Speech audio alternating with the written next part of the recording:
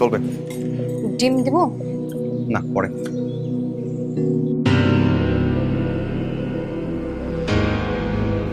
মা, আর কিছু লাগবে?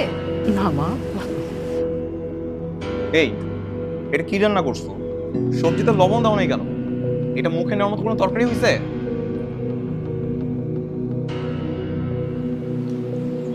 ও, তরকারিতে বোধহয় একটু লবণ কম হয়েছে।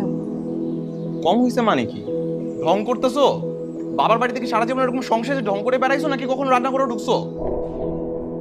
এত চিৎকার করছেন কেন? একটু লবণ দিয়ে খেলেই তো হয়। তোর কাছ থেকে এখন আমার খাওয়া শিখতে হবে? আমি চিৎকার করতেছি? লবণ দিয়ে খাবো না? এই যে নে, আপন, নে, নে। লবণ দিয়ে খাইতে হবে না, এবার তুই লবণ দিয়ে খা।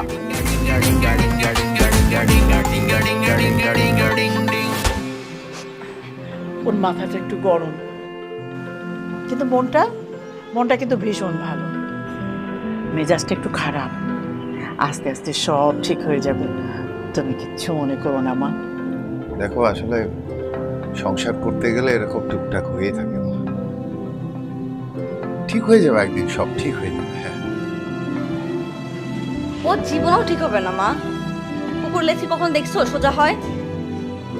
ওকে সবকিছু সহ্য করে নিতে হবে, না আমার মতো বাপের বাড়ি যে পড়ে থাকতে হবে।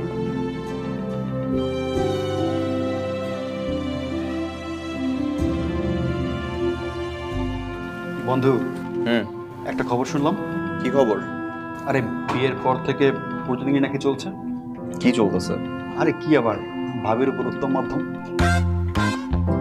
আর বলিস না, আগে তো রাগ উঠলে চারটার উপরে ছাড়তে পারতাম না, আর এখন তো পেয়ে গেছি লাইসেন্স প্রাপ্ত। মেজাজ খারাপ হইলেই মাইস। তাই বলে প্রতিদিন? হ্যাঁ, প্রথম দিন থেকেই? প্রথম দিন আর শেষ দিন কি? তুই জানোস না আমার রাগ উঠলে যে হাত বন্দুকের মতো চলে? সেটা ঠিক আছে। আচ্ছা, শুধু কি মারামারি হলো নাকি ফুলসজ্জা হয়েছে? আর ফুলসজ্জা। মন মেজাজ খারাপ থাকলে এগুলো কোনো কিছু হয়? তা ঠিক আছে, তোর যে মনের থেকে মেজাজটা জোরে থাকে বেশি। এই কথা বলিস না তো, ধর এটা ধর, চেক কর। অলোক সাহেব, আপনার ফাইলটা কমপ্লিট।